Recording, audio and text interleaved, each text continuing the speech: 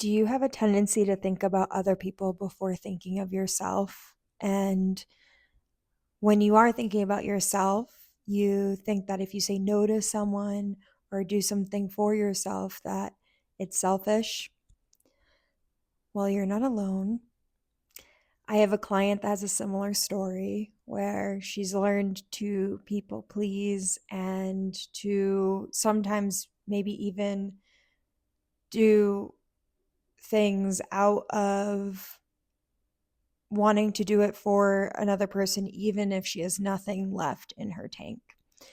And as we were doing sessions somatically, and it's a really common one actually, that I support a lot of clients with the sense of being their own person. And she came to this realization and she said in the session of, I get to be my own person.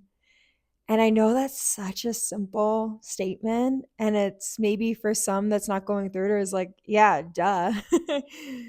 But for her, that was so a strong revelation and honestly a epiphany that just like she felt it in her body of just feeling so much guilt and shame around thinking of herself and having this belief that she's selfish if she's not catering to everyone else rather than herself.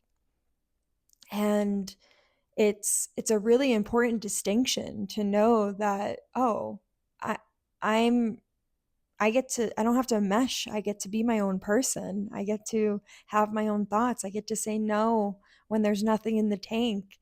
And so this is going to be multiple sessions that we're going through to really unpack this. But I'm proud of her because instead of going away from what we usually do, go away from it, right? That uncomfortable feeling of that guilt and shame, we're allowing her to release and complete the responses of that so that she no longer has to feel those emotional blockages and she gets to discover this new part of herself of really figuring out what that means, that her being her own person, what does that feel like, what does that look like, how does she embody it. And she reported to me that she's really excited to unpack this and see what happens, and she's already seen some changes. So, is this something you can relate to?